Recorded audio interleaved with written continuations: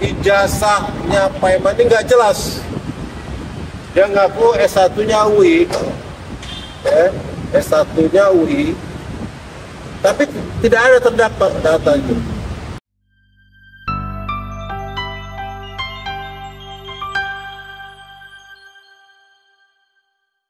Waalaikumsalam warahmatullahi wabarakatuh. Yang kedua ini data nomor 456 PDT KN Pusat 2025.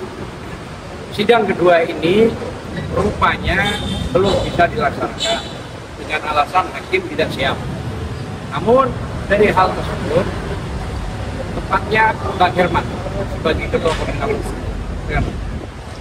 Assalamualaikum warahmatullahi wabarakatuh.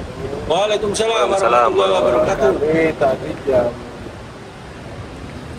10 pagi sudah sampai setengah 10 pagi sudah nyampe di pengadilan negeri Jakarta Pusat. Ternyata sidang mediasi ditunda besok jam 10 pagi dengan alasan memang apa yang teman-teman saya bilang tadi bahwa hakim belum siap untuk sidang hari ini. Nah memang yang anehnya itu pemberitahuannya ada 2 kali gitu. Pertama melalui WhatsApp, yang kedua panggilan melalui resmi di kantor saya, posko tim hukum kita.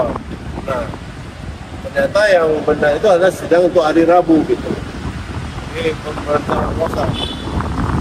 Perlu diketahui bahwa perkara ini yang menggugat adalah saudara Pak Iman. Pak Iman ini ternyata dia sudah pernah menggugat Universitas Dr. Mustopo. Sudah pernah menggugat, dia menang. Nah kami masih menyaksikan karena hakimnya sama. Hakim pengadilan yang menangani perkara Dr. Mustopo itu dengan sekarang ini sama. Jadi kami masih melakukan nanti malam kami akan rapat membahas masalah ini gitu. Kenapa? Karena secara etik itu tidak boleh. Kita sama itu tidak boleh menangani orang yang sama. Gitu. Seolah-olah ada hakim besar sponsor di sini. Nah, ini yang kami masih lakukan kredibilitas seorang hakim. Nah yang kedua bahwa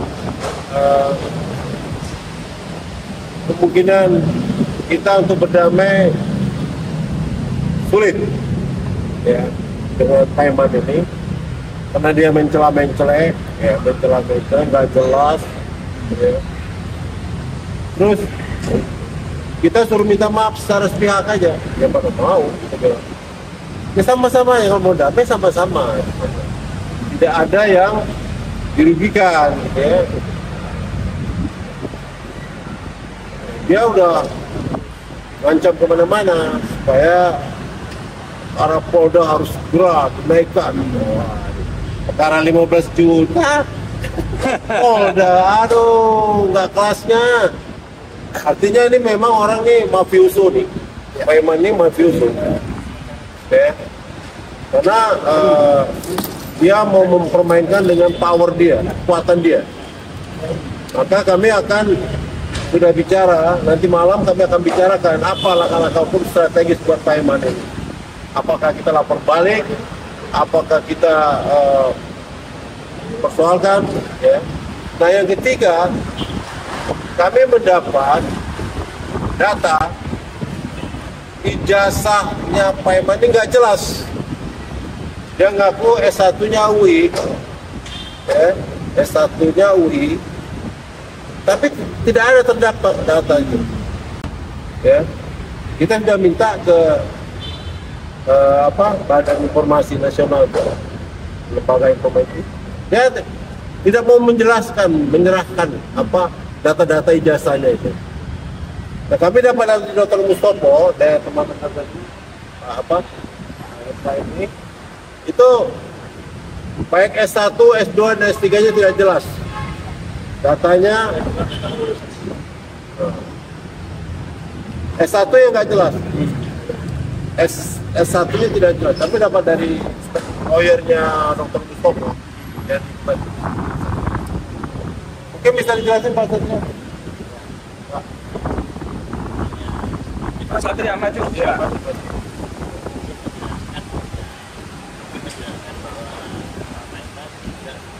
Terdaftar pada umumnya dan mendapatkan gelar S1 dan S2-nya. Itu aja, terdaftar saja ya? Terdaftar saja, Ya. seperti Kuliahnya skripsi, terdaftar saja. wisuda, ada nggak? Kami belum ada, karena kami hanya salah satu dari tim kuasa hukum dari Pak Herman. Hermanto. Iya. Herman. Tergugat 7 dalam hal itu. Jadi itu ya, artinya apa? Memang kami juga akan mempersoalkan kesarjanaannya Pak Herman ini kita loh. Nah itu nanti kita akan mau laporkan juga ke tindak pidana pemalsuan jasa. Mudah-mudahan ada itu. Silakan tekan datang. Jadi saya simpulkan aja ya, Ya. Pak Enak ini. Ya, mau Anda dulu. Iya, gitu. Pak Bidon dulu. Nah, nanti saya simpulkan. Ya, Assalamualaikum warahmatullahi wabarakatuh. Waalaikumsalam. Jadi dalam pertarungan mencari keadilan antara kita dengan Pak Iman ini agak lucu-lucu. Dia menghindar untuk menjadi orang pramuka. Padahal sejarah dia puluhan tahun atau belasan tahun dia adalah di pramuka. Dia mengucapkan semua tentang dia melalui perdebatan dengan Roy Suryo adalah waktu dia Ainews adalah mendekatkan kenyataan bahwa dia adalah pelaku. Jadi dia mau mencari cara untuk mencoba kita dengan berbagai cara. Jadi satu diantaranya adalah tentang 15 juta itu. Nah, dalam perdebatan dia terakhir dengan Roy Suryo waktu dia tidak berani hadir di Ainews, 2 kali perdebatan di Ainews itu 2 kali dia tidak hadir. Jadi di situ pada waktu Roy Suryo bertanya kepada Pak Iman bahwa dia sudah pernah beli hak ijazah itu berdua dengan Jokowi di rumah Jokowi di atas meja. Artinya kita bisa berasumsi itu saatnya foto berapa tahun yang lalu ketika Pak Iman mengantar ijazah itu. Jadi kita mau melihat bahwa dalam teori reskrim ya, bahwa kita mendapatkan banyak petunjuk. Ada dia di situ, ada dia punya kios, ada dia menjadi ketua relawan, bahwa dia bersahabat dengan 7 orang, 8 orang tim Jokowi, dia bersama Jokowi, dia bawa Farhan ke Jokowi untuk menjadi timnya Jokowi. Jadi semuanya itu sudah lebih dari 15 item yang mengurung dia bahwa dia memang adalah satu di antara pelaku. Mungkin ada berapa orang karena tim Solo itu ada 8 orang. Nah ini yang memperkuat kita. Yang kedua, kita tahu bahwa Pak Iman ini dengan apa yang dia lakukan terus dia mendapatkan fasilitas yang luar biasa.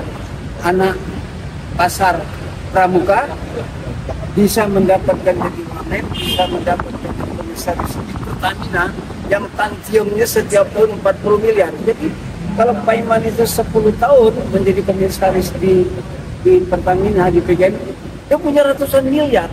Nah ini mau kita coba cari, bagaimana cara kita membongkar kekayaan Pak Iman ini.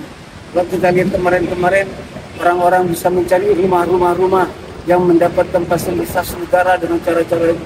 Nah mungkin Pak Iman bagian daripada satu di antara komisaris-komisaris itu yang juga menghimpun uang dengan cara yang tidak benar. Nah jadi kita dengan pertengkaran kita mencari keadilan melawan Pak Iman ini semakin kesini, semakin kita tuh menjadi lebih berani dan jadi apa ya? Jadi sebagai greget tuh untuk mengalahkan ini karena di ujungnya tetap Jokowi. Semua orang sekarang menganalisa ada perilaku Solo terhadap kebakaran di mana-mana dan sasarannya tepat semua. Jadi kalau ini dilakukan oleh massa biasa, nggak mungkin. Ini pasti ada sosok orang terorganisir. Kalau tentara ini sekelas pangkatnya kolonel. Artinya dia bisa menggerakkan massa ke titik-titik tertentu karena dia membuktikan orang-orang yang didatangi yang rumahnya dijarah dan dibakar itu melakukan penghinaan terhadap rakyat, menghina rakyat, dan itu dibuktikan dengan tindakan-tindakan dan tindakan-tindakan itu tidak menyebabkan kelompok Solo ini ketarik dalam permasalahan ini. Jadi kalau sekarang ini tanggal 2 kita akan lihat ada pembakaran lagi di mana-mana. Kekuasaan yang dipimpin oleh Prabowo ini nggak berani menyentuh itu. Kalau kita lihat ya, kita bisa bayangkan ya, di Jakarta itu ada beberapa tempat yang dia lakukan pembakaran dan penjaraan. Tentara dan polisi di Jakarta ini ada ribuan orang. Kok nggak bisa? Ini kan berarti ada desain di situ, ada pembiayaan. Nah itu ya yang mungkin kita akan mengajukan ke sana. Kalau Pak Iman ini mau terus-terusan diri, kita lawan aja. Kita nggak takutnya. Pak Iman kan mau coba-coba pertahan kita. Itu yang saya lihat ya. Ini kita coba kita juga semakin banyak. Terus kita juga nanti bisa melaporkan Pak Iman ya melalui pengacara tentang dia bisa masuk ke Pertamina 3M itu pakai jasa apa. Karena Pak Iman itu selalu menulis namanya Profesor Dr. Pak Iman Radio, terus nanti di belakangnya ada MSI, terus kadang-kadang ada MMM, macam-macam lah. Jadi dirubah-rubah. Jadi setiap ada kepentingannya di satu tempat, berubah titelnya. Nah, itu yang saya sampaikan. Bang, sedikit jelaskan Bang. Katanya beberapa netizen ini abang ini mau memeras tidak hanya 15 juta Bang, tapi ada yang lebih besar lagi Bang. Bagaimana Bang tanggapannya Bang? Ya, perlu ditanggapi, nggak ada itu. Nggak ada. Saya sudah pernah ketemu Pak Iman, diajak makan, disaksikan banyak orang. Dia ngasih uang begitu kan pakai Sumbangan tuh. sumbangan. Nggak ada, tidak ada tawar-menawar kah? Nggak ada. Sumbangan agenda. Saya butuh 20 melalui teman saya. Terus nomor saya dikasih ke dia. Terus dia kirim 15. Saya lihat, oh 15. Gimana? Bilang. Kita kan nggak tahu Pak Iman ini siapa tadinya. Baru kita tahu bahwa dia komisaris segala macam baru-baru ini. Tadinya kita nganggap dia orang biasa, cuman pemilik kios di Pramuka. Itu menyebabkan kita mau datang. Nggak ada. Jadi abang mau diajak damai akan dikasih sekian lagi gitu Bang? Nggak ada. Terima kasih Bang. Baik. Nah, dan cukup. Langsung ya. Kesimpulan ya. Closing statement Bang. Iya, ini kesimpulan. Sekarang closing. Jadi gini, kesimpulan tadi sudah dijelaskan oleh koordinator kita, Bang Herman Kadir. Pertama, kita akan mengajukan hakim negatif, ya, karena ada kaitannya dengan proses perkara yang terjadi. Ya. Yang kedua, inilah fakta bahwa ternyata dari pihak tergugat hadir, penggugat tidak hadir, berarti ada komunikasi nih kayaknya antara penggugat dengan PN. Dengan PN. Buktinya nggak ada. Luar biasa. Satu ekor pun nggak ada yang hadir. Iya. Ya kan? Nah ini juga diwaspadai. Iya. Dan yang ketiga, ini yang kedua ya. Dan yang ketiga, tadi sudah dijelaskan tentang masalah kira-kira apakah ada langkah pidana yang akan dilakukan. Insya Allah untuk Pak Iman ya. Ya. Tentang apa? Tentang 263, 264 sampai 266. Tentang pemalsuan proses data itu. Nah itu nanti kita bicarakan. Dan yang keempat tadi dikaitkan dengan laporan di Polda soal masalah 15 juta. Sangat malu lah, urusan 15 juta dibicarakan satu. Kedua, tidak langsung diminta oleh klien kita, tapi melalui itu acara apa? Acara reuni pijar dan terlaksana itu. Berarti uang tersebut sudah terbuai di situ, terlebur di situ. Bukan cuma 15, dia pun juga mengeluarkan. Jadi sangat malu lah kalau 15 diperkarakan hanya dicari-cari. Dan ingat saat itu juga di iNews ada saya saksinya karena saya hadir langsung yang dikatakan oleh Farhad itu pemerasan dan itu bahaya. Bisa jadi nanti private prosesnya. Ya, jadi itu kesimpulannya dan kesimpulan lain kita akan merapatkan ini sederhana kalau nggak perlu harus serius soal ini. Karena kita anggap ini obskur level. Jadi mungkin itu sekalian terus. Terima kasih. Assalamualaikum. Terima kasih. Cukup ya. Terima kasih Bang. Terima kasih Bang. Sudah. Oh, yang ini Pak. harus dihentikan. Wabarakatuh. Kami di sini tim lawyer untuk Pak Bitor siap berjuang, siap bertempur untuk persoalan perkara yang kami anggap abal-abal. Jadi apapun itu kami semua tidak takut dan tidak gentar menghadapi tuduhan, ancaman apapun. Oleh karena itu kami siap, barisan kami siap untuk bertempur terhadap Farhad dan Pak Iman. Terima kasih. Ya Bu, bagaimana Bu? Pada sidang-sidang sebelumnya selalu dimenangkan oleh Pak Iman. Ya Silver Matutina saja tidak bisa juga ditangkap. Bagaimana Bu? Apa maju terus ini? Siap, apapun itu pertanyaannya tentang Silver kami siap. Karena tim kami juga dari sebelumnya sudah siap berjuang untuk persoalan-persoalan ini. Dan kami di sini anggota kami, tim lawyer kami ada sejumlah 16 dan mungkin akan bertambah terus untuk persoalan-persoalan menghadapi Pak Iman beserta Farhad Abbas. Jadi kami tidak gentar menghadapi fitnahan, tuduhan, kami tidak gentar dan kami siap. Terima kasih. Terima kasih. Siap. Ada lagi nggak? Untuk sementara cukup. Ya. Ini. Oh ada. Oh ada dari. Pak. Assalamualaikum warahmatullahi wabarakatuh. Waalaikumsalam warahmatullahi wabarakatuh. Kami dari tim lawyernya Bapak Bitor bahwa segala tuduhan yang dilontarkan oleh pihak Pak Iman beserta dengan siapa saudara Farhad itu, ini bukan persoalan yang harusnya diseriusin sebenarnya, gitu. Tapi karena ini sudah sudah masuk kepada persoalan di pengadilan, jadi kami harus tetap melawan. Sekali lagi, kami harus tetap melawan. Dan saat ini harusnya hari ini mediasi, mereka tidak ada. Kami sudah hadir di sini. Kita bicara, ayo dong kita berkumpul sama-sama. Kalau kita mau bicara mereka menunda dadakan. Ya? Menundanya dadakan. Menundanya dadakan lagi pula. Itu yang jadi masalah itu. Kalau udah datang tunda. Oke, terima kasih. Assalamualaikum warahmatullahi wabarakatuh. Waalaikumsalam. Terima kasih. Saya mau bicara konstruksi. Pak Herman Kadir. Iya. Jadi gini. Oh iya, Masya Allah ya. Ini masalah konstruksi gugatan yang dibikin oleh kuasa hukum Preman, Dr. Farhad Abbas. Jadi konstruksi hukumnya sangat ngaco. Kalau bahasa hukumnya sangat lemah. Ya, pertama dari posita. Ya, posita itu gugatannya itu tidak jelas. Kalau bahasa hukumnya absolutable, ya tidak jelas. Dia menciptakan apa yang diciptakan itu hanya karangan-karangan yang tidak mendasar. Yang kedua, para tergugatnya, ya, konstruksi pertama tergugatnya itu loh. Banyak banget itu. Tergugatnya sekian banyak orang, tapi tidak ada satupun yang berdomisili di Jakarta Pusat. Tidak ada satupun yang berdomisili di Jakarta Pusat.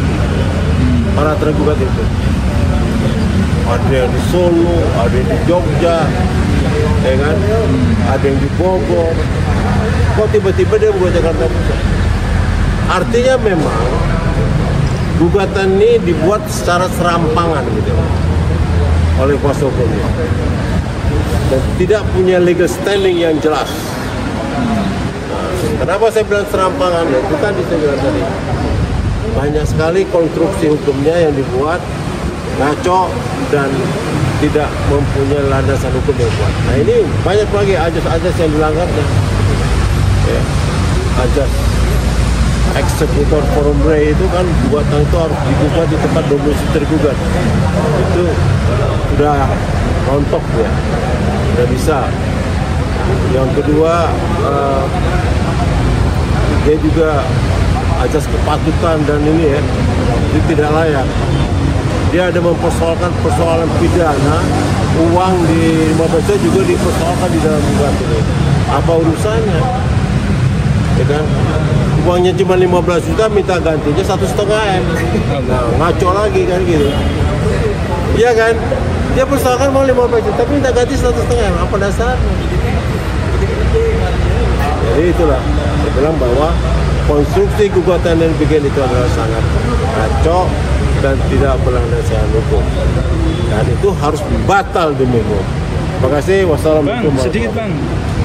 Jadi ini kan banyak untuk apa-apa ada dugaan kriminalisasi dan mengalihkan dari objek yang selama ini gugatan utama Bang, ijazah palsu Bang. Bagaimana? Oh, ini udah jelas kok. Sangat jelas sekali konstruksinya, ya. Bahwa ini jelas untuk menghindari ijazah palsu ini. Ini udah permainan. Memperlebar gitu, memperlebar gugatan payment, laporan 12 payment, orang. tambah lagi siapa simbol yang baru itu siapa namanya, Firdaus, ngelaporin Rasulullah. Akan timbul lagi nih, pelapor baru akan timbul lagi untuk memperkeruh persoalan agar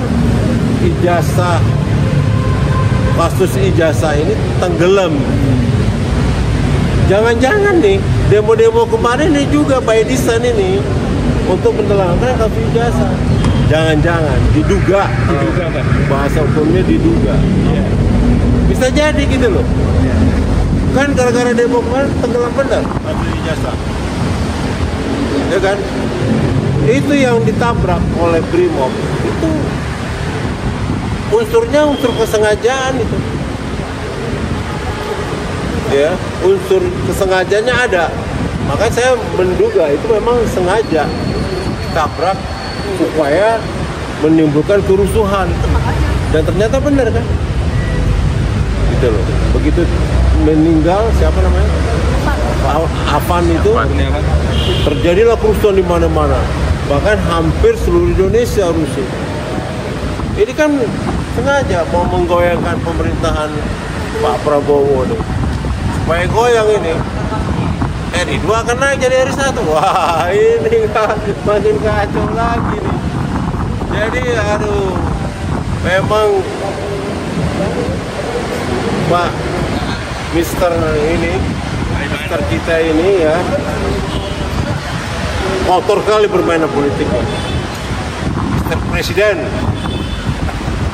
Jokowi itu kotor bermain politik. Jadi kalau saya melihat udah tidak bisa ini lagi lah. Dia akan ini.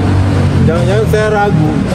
Saya duga benar apa yang dikatakan oleh siapa yang orang PDIP itu, Ibu Koni.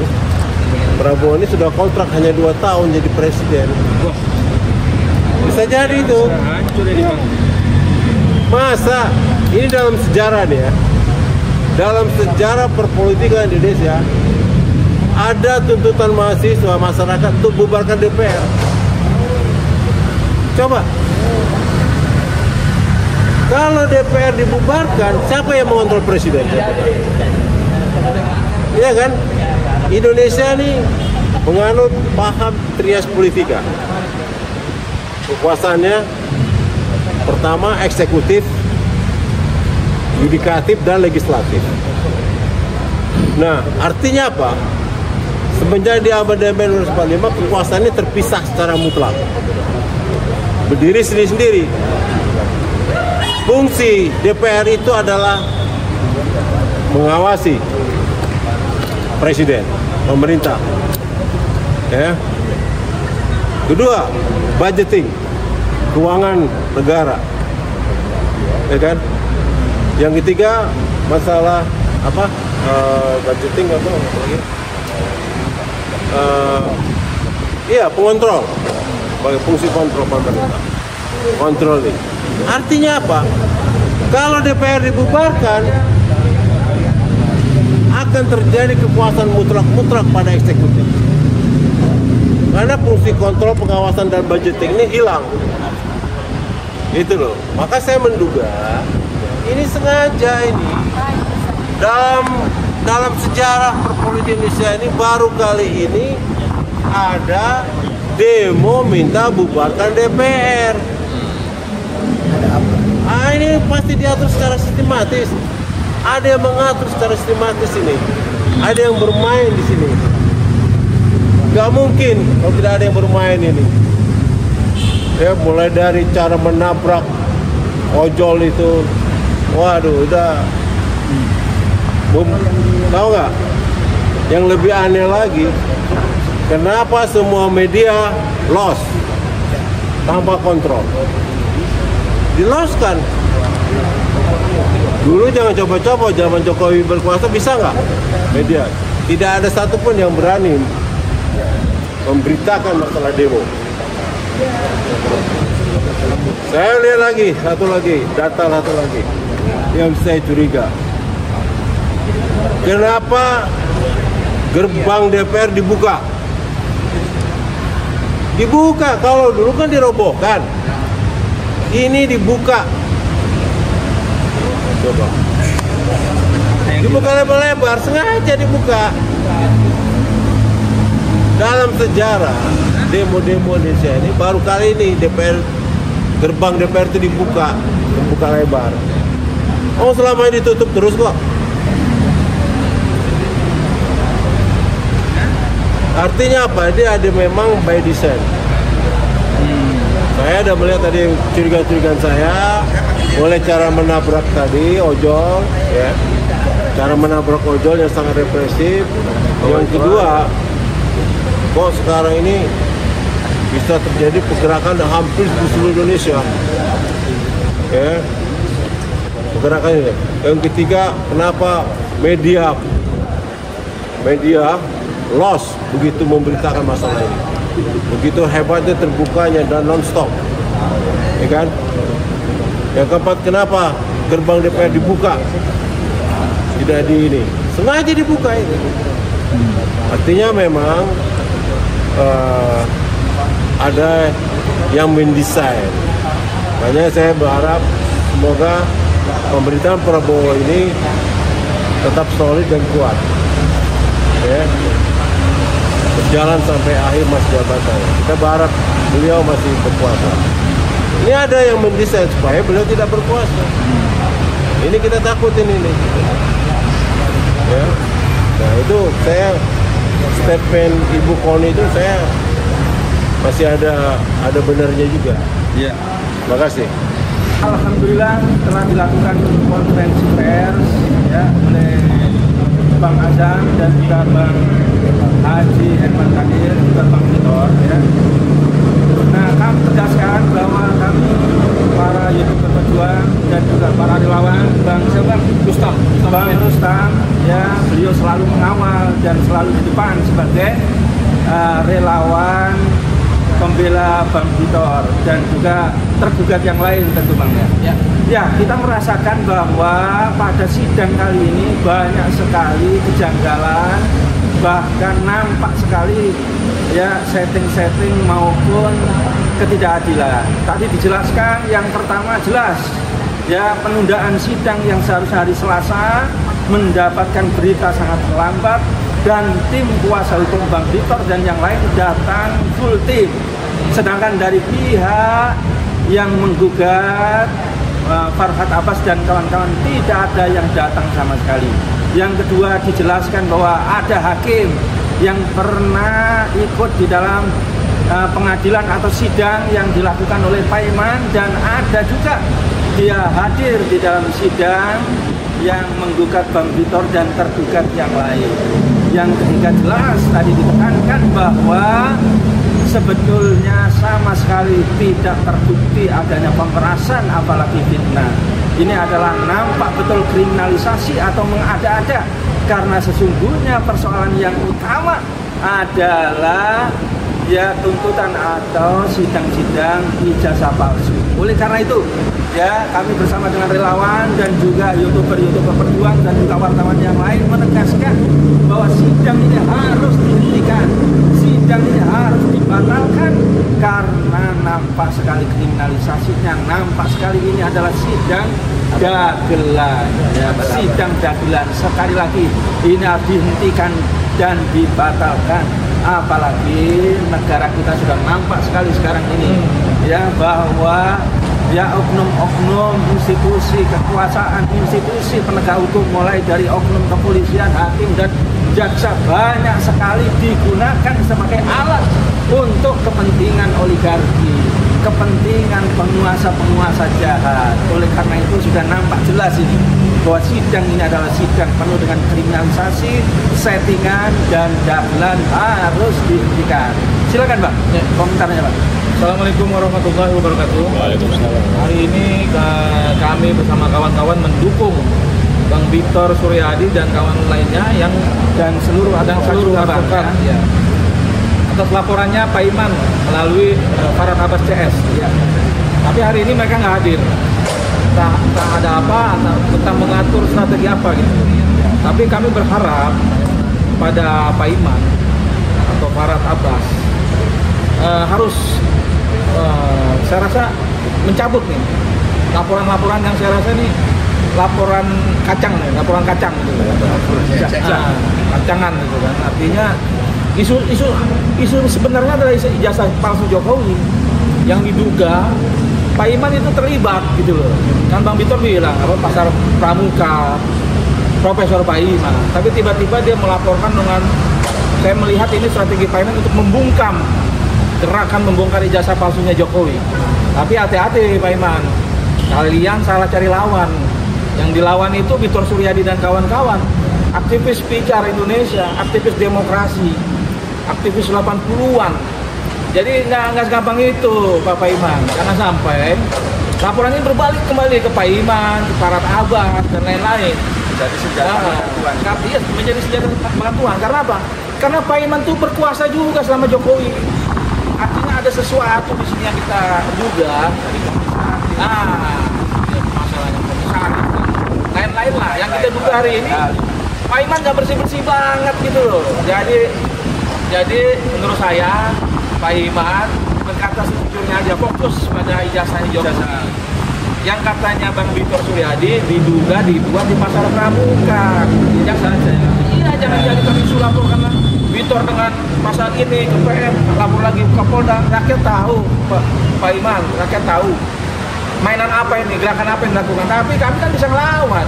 Jangan dibiarkan kami diam, kami takut gitu. Karena kami yakin kami berada di garis kebenaran.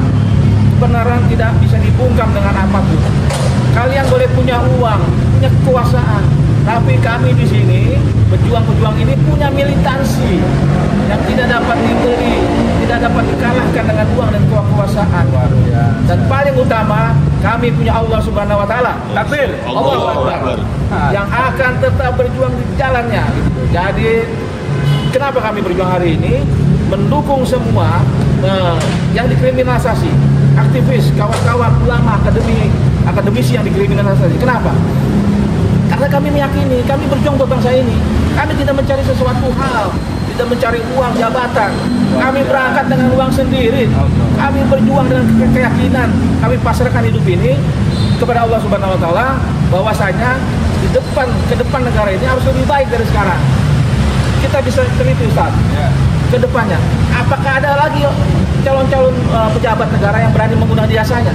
Saya yakin nggak akan berani lagi. Karena apa? Karena kami berjuang hari ini untuk ke depan. Dan kami yakin ke depan ini negara ini lebih baik. Bisa menuju lebih baik, bahkan lebih dari emas gitu loh. Tidak boleh bermain-main. Iya, jangan bermain-main dengan kekuatan rakyat, kekuatan pejuang gitu loh. Artinya kami berjuang tegak lurus pada keadilan.